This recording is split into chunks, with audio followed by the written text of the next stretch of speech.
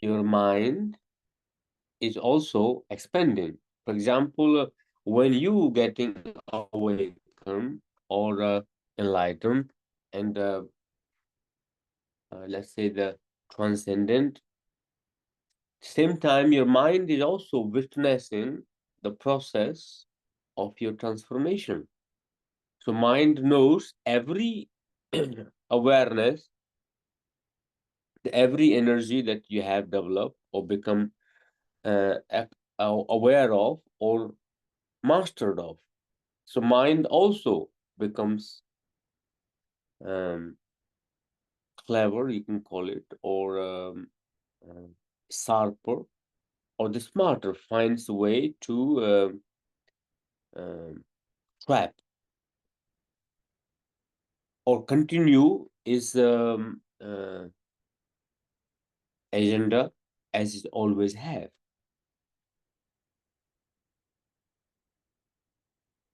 So you never actually become advanced. This question, will I ever be advanced in the spiritual practices? In my personal opinion, there are many people claims to be smarter, or not smarter, but like advanced or the completely, totally transcendent.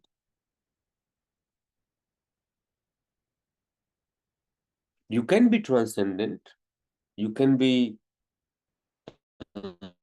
enlightened, you can be totally transformed, but as a beginner, because you can never advance fully, because wherever you are, you reach in your growth. Let's say your vibrational level increase to the 50, but same time the universe is expanding and stretching, is keep growing further, is infinite. So that is making you journey into infinite in space as you continue growing, continue transforming. A simplest example I can give you, your spirituality is not a destination. It's not a destination. It is the path itself. So you are walking in the dark path, for example, and you take a lamp or the torch or any object that can show you the path so you don't topple over. Now you become aware of it. Now you're scared because this does not show you more than a 2 meter or 3 meter or maybe a maximum 5 meter radius of the light. Now you feel very awakened and wise within that 5 meter radius. Then you make a journey forward. You can be scared, you can never start a journey. Say, okay, I'm perfectly fine. Now I'm become advanced. I can see 5 meter, or I can see my shadow, all perfectly clear. But when you start making a journey, you can see further. You go 5 meter, you can be scared. My awareness is limited. I'm not good enough, or however it is. But when you make the 5 meter journey, even you make 1 meter journey, again that 1 meter is gone behind. You have transcended further. So it will always stay with you. So keep walking. So in concept of being advanced in terms of spiritual, you will always remain a beginner. Let's say you raise your vibration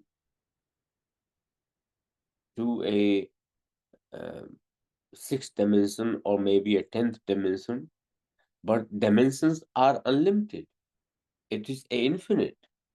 So as you stretch into the universe and then as you walk, you make your progress, and there's a lot more opening, constantly evolving. So you will always have, you will be beginner at that point because there will be more people or there will be greater awareness and our energy ahead of you. She will always, if the moment you say I'm advanced, you give a possibility for your mind to uh, ego, and that takes away the humbleness, that takes away the humility. And the spirituality is all about being humble. Spirituality is about being uh, kind. Spirituality about achieving an egoless state. But moment you claim that I am reached the advancement of spirituality, that can sometimes create a little trigger for your ego and for your mind to drag or find a little weakness in the matrix of your spirituality, the weaving. Like, for example, imagine your karma is so perfectly weaved, your spiritual protection or your spiritual life, but there's one thread is broken. That little thread can become a giveaway to completely dissemble your entire matrix of spiritual karma. So whenever you always try to take away the possibility for your mind to find a loophole that can drag you down. That will be my question. So it never claim that you are advanced, but you may be progressing in the path. You going forward, transcending your awareness opens up. Is the biggest hindrance for many people. Say, I'm not advancing.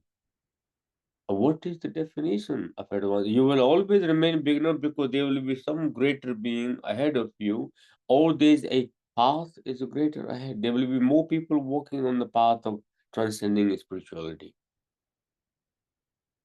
I have another question come from a practitioner. In Prana Kriya Yoga, feelings can, what is the connection between chakra and certain emotions?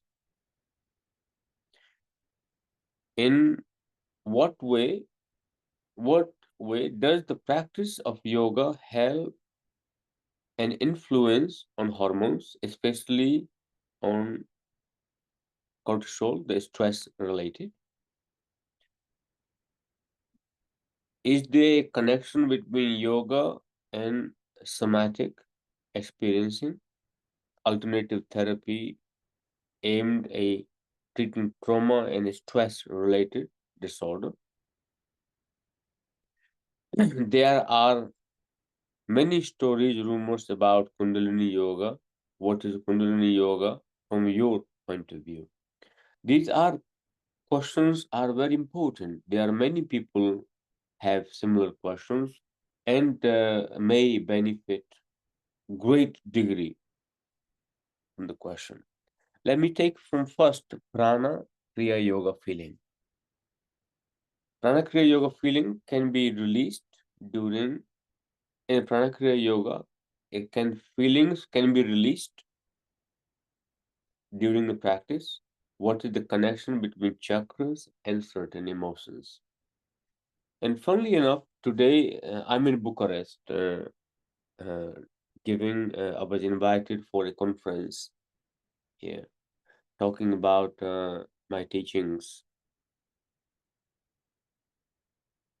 And if somebody asks, what is Prana Kriya Yoga? Is important part to understand what Prana Kriya Yoga is. Prana is the energy, or you can call it the life force, or you can call the vayus of the Panchatattva, means 5 elements. When you're eating a food, you're not just only eating the gross, that is the manifestation of the energy of the matter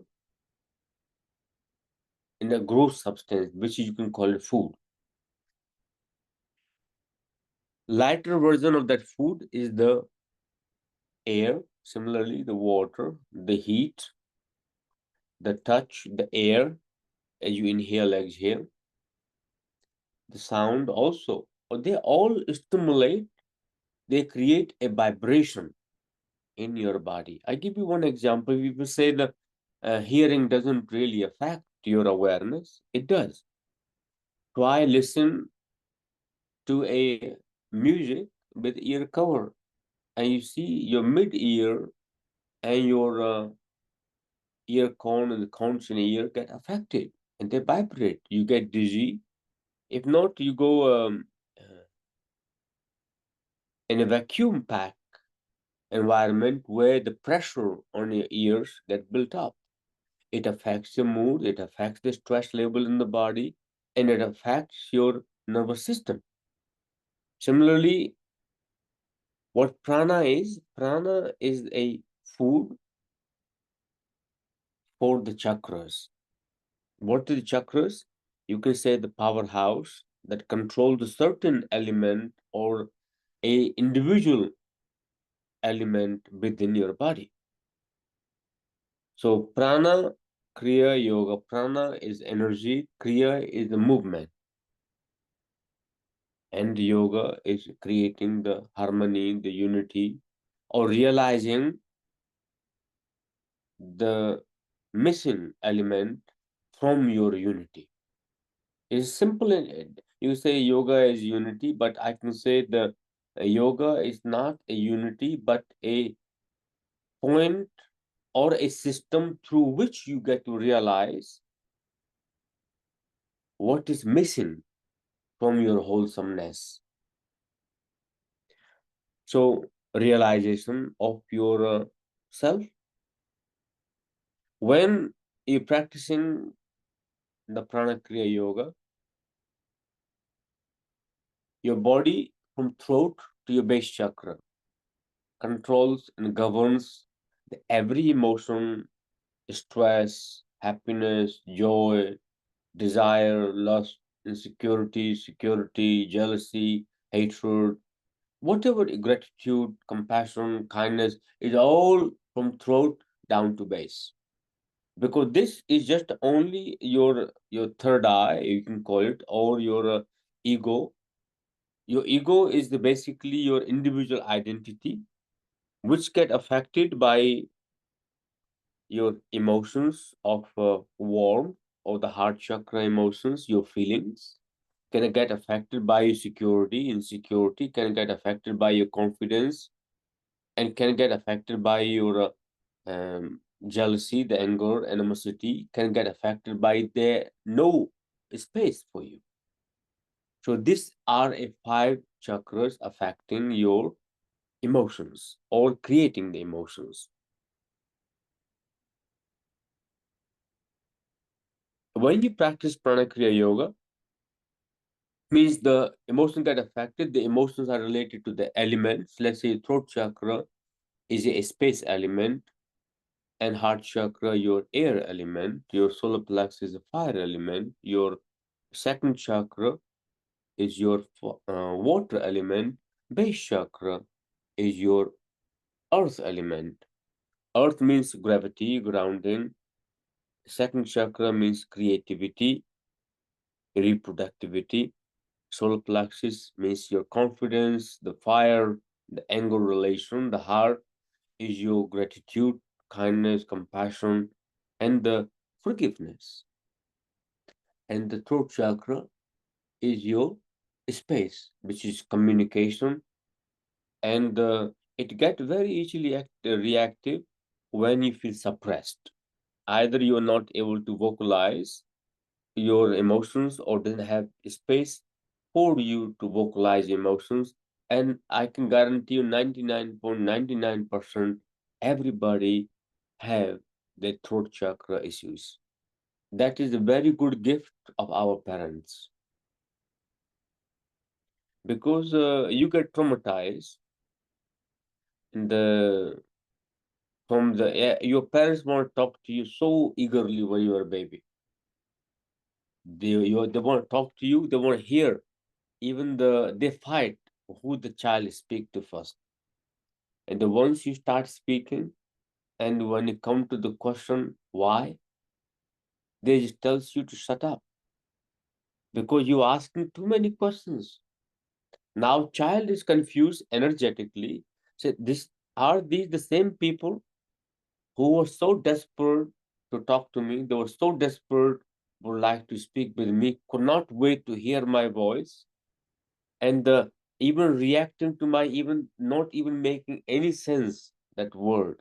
Now the same person is telling me to be quiet and punishing me if I ask too many questions, and that creates the trauma. Means suppression of your throat chakra, your uh, ability to express what you are feeling, your inquisitiveness is taken away from you.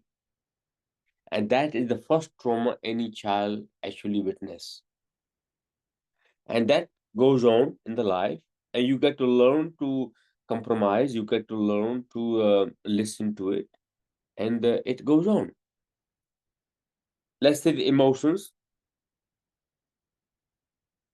most of them from your belly button, anything you experience, witness, all goes to your belly button. And the prana controls your belly button to whole of the body. When you're feeling happy, your belly button will react. Sad, your belly button react. Joyful, your belly button react. Scared, your belly button reacts. That feeds the trauma into your entire system. So Prana Kriya Yoga, when you're practicing Prana Kriya, I can go in long in discussion about all of it. I can be here talking 2 days on it. And only just on the one topic of Prana Kriya Yoga and relatability of it. I summarize overall to you. So when these, I give one example of the throat, similarly relatable to your base chakra.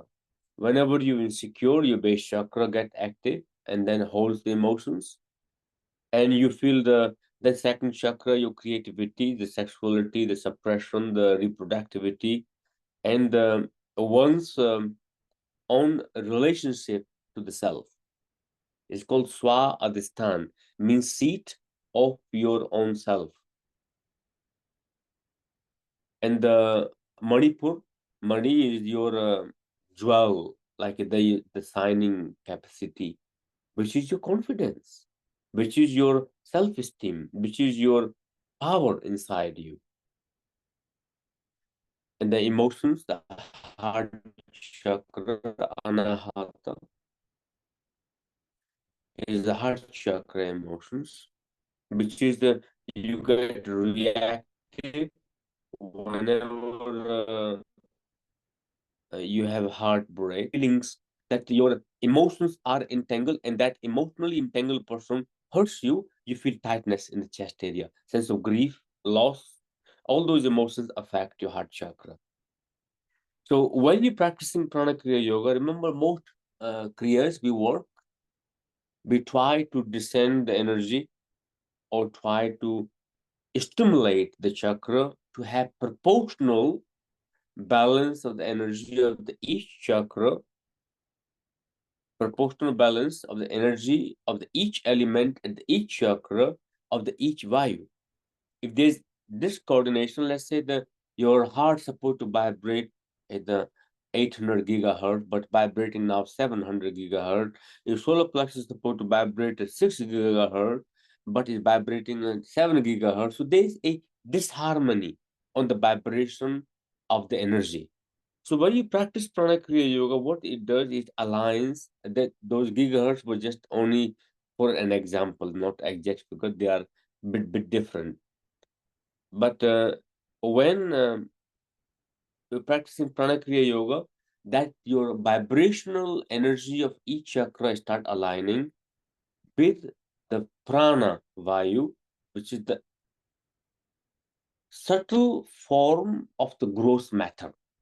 Your matter exists in 5 elements. The prana is a subtle energy of the gross matter. Then you feeding it, so your body get vibrational, and whatever was discomfort, the blockage, or the suppressing the energy of the chakra will start releasing, which in majority time is your emotions related to the any matter, your emotions come from a sense. They don't just come up in your head. You have sense, either your emotions will get affected either by hearing something or by seeing something or by the touch or by the taste or by the smell. That will affect your uh, emotion. Similarly, you can also affect your emotion by doing something, by going, by walking, by touching, vice versa. Your five senses affects your emotions. When the five senses affecting emotions, what it does, it is stored in relation to that chakra, which sense is representing, let's say your tongue is representing the taste, which is a water element, let's say, or your eyes representing the fire element. You see something that fuels the anger inside you, okay? Then will store at your solar plexus area, that will affect the liver, that will affect your stomach. You feel sick after seeing something unpleasant, you feel sick. That is a sign of the liver. It's so much pitta and heat in the body. Or you get angry. When somebody is angry, what happened? You get so much boiling fire coming out of the eyes, your eyes become really red. You can see it if somebody is really angry. Similarly, when somebody is softer, is if you see something warm in the wow factor, like a loving, you get softer, that emotion goes to your heart chakra, even just by the seeing. So it can trigger the different emotions through the five elements of intelligence elements or intelligence senses. You can have the similarly your emotions can be affected by the five action senses. You do something you don't want to do, but you've been forced to do it, but you're doing it. That will create a guilt or will create a something that you feel very uncomfortable, regret afterward. That is also an emotion. So throat chakra to your base chakra all relate to your five intelligence senses or five your action senses, which contribute to the energy of the chakra, contribute the energy of the element, contribute the energy to your endocrine system, let's say on anatomical level. We all know the endocrine system, it controls the release of enzymes and hormones in the body, which goes to your brain, into your nervous system and central nervous system, and start affecting your mood, start affecting your perception, start affecting your ability of judgment, which leads to your physical symptoms, uh, inflammation in your bloodstream, inflammation in the muscles, and your lymph nodes start smell, the swell, inflammation start happening, your body start getting sick, and the physical symptom of it overall. But when you're practicing Prana Kriya Yoga, now imagine you're doing the same process, but reverse. You're working with the lymph node, you're working with your chakras, you're working with the releasing the energy inside, going into your nervous system, and then releasing the energy. You sometimes can feel really sick after the practice. You can feel overwhelmed, you can feel stimulated, you can feel excited, you can feel joyful, you feel grief, you can feel angry and frustrated and very happy. Sometimes you can feel very high, depending which emotion it got triggered, and that release the energy inside the body, and that's affecting the your mood capacity. That's how the your prana kriya yoga can release the energy. I hope it makes sense. Now I think I have covered some of other questions along with it. And what does the yoga have influence on the hormones, especially on the stress? This is your last question. When you're practicing yoga, there's a different when you practice yoga and when you practice the exercise. Exercise is a more effort based, effort without awareness, effort without witnessing, But when you're practicing yoga, it's not exercise. It is an effort with awareness. When you're practicing yoga, your awareness goes to certain area of the body in a systematic order to release the enzymes and affect your endocrine system, which basically we all knows how endocrine system works, which is a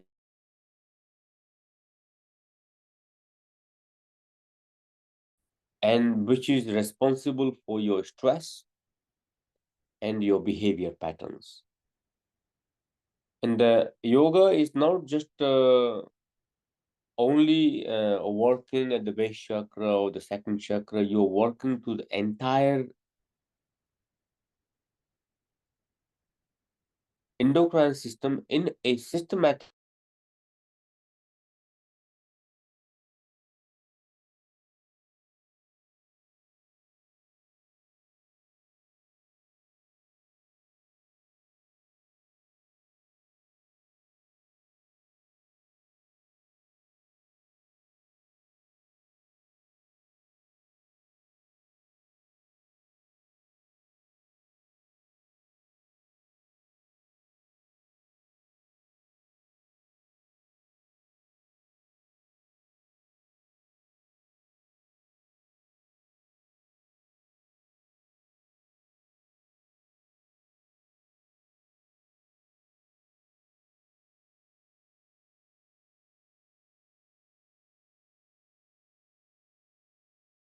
Sorry guys, something happened, but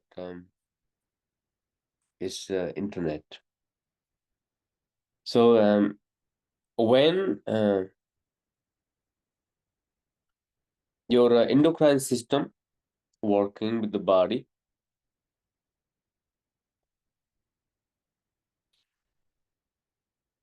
yoga practice, when you're practicing yoga, it goes through your endocrine system, which relates directly to your chakras.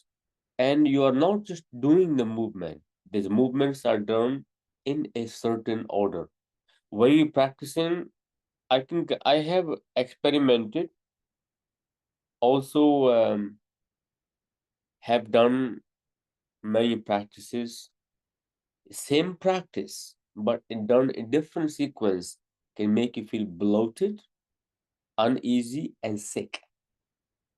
But same practice done can remove the uneasiness and sickness and the bloating effect out of the body. But all you need to do is change the sequence of the posture and intensity, the effort level of the body. So yoga is not about tiring your muscles. We have wrong perception of it. Is yoga? I have not never figured that out yet. People practice yoga and they get tired afterward. I can teach yoga and practice yoga, but not get tired, but get more and greater energy return from the practice. So it is revitalizing the body rather than making me tired. So either it is effort or is a mental relationship of one when somebody is practicing yoga. So yoga have a greater influence on your hormones, as I said earlier, through the Prana Kriya yoga, how they relates. Is there a relationship in somatic energies, alternative therapy aimed to treating trauma and stress? Yoga is the source of every movement, every practice. You can call it somatic or yin or your psychology therapy. It's actually come from a yoga point of view. So yoga is the source of many body awareness and understanding. Now, I recently discovered the people talk about healing this, healing that. And then if I look back, is we have a Prana Vidya, and there was the concept of transmitting the power. Now they call it transmission or Saktipat, which is basically Sakti means power, and you giving the energy to somebody, which is basically the healing. You creating a possibility of transmitting the energy in the person. Healing is actually a weaker version of Shaktipat, because one person who doesn't have ability to give and try to give the healing likely to become sick. But once you have abundance of energy and connected with the infinite source of energy, and that person giving energy will not get sick, but other person will get healing. So the most healers say that you are not actually healing, you are creating a possibility for other person to heal. Perfectly fine. This is okay on human dimension, but when you transcend your awareness or the ability, that time you're connected with the infinite. You're connected with the the universal intelligence. It never ends. That time you can give healings, not a problem. There are many stories and rumors about Kundalini Yoga. What is Kundalini Yoga from my point of view? Kundalini Yoga is not new, but people think it is just recently started, either 20, 30 years ago, from this guy who never actually practiced yoga, but became the founder of Kundalini Yoga. Unfortunate. But Kundalini Yoga is been not a Kundalini Yoga, but a Kundalini Sakti, not Kundalini Yoga. Every yoga eventually leads to the awakening or aligning the energy within your body. You have a two, when your base chakra and the crown chakra both are open, both end of the spine is open. And these two energies, your base energy cannot transcend up, when the crown energy cannot descend down, means the two energies within your body but not able to communicate. And that is a not Kundalini. But when they are able to communicate, means your Kundalini is free. Kundalini is able to communicate. Is a life force within your body. A life force within your body, not separated. This is life force separated, base chakra life force separated. Sometimes we find out many people intellectually they become really spiritual, but in practice, implementation with materialization basically you have not embodied the practice and brought that into or given that birth of that knowledge into your life. Giving birth is basically a job of a second chakra and the base chakra.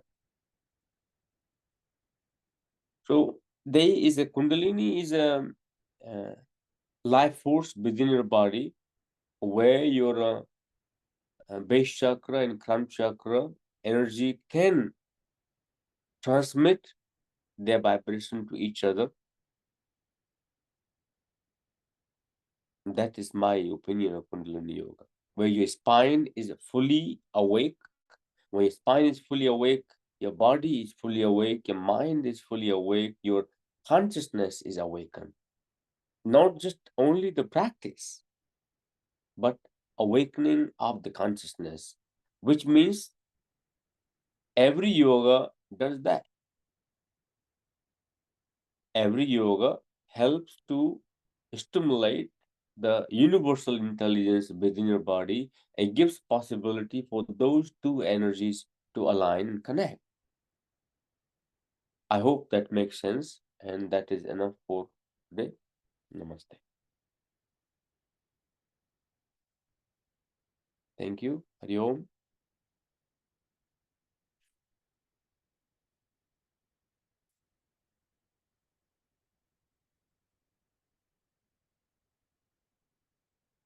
Thank you, everyone.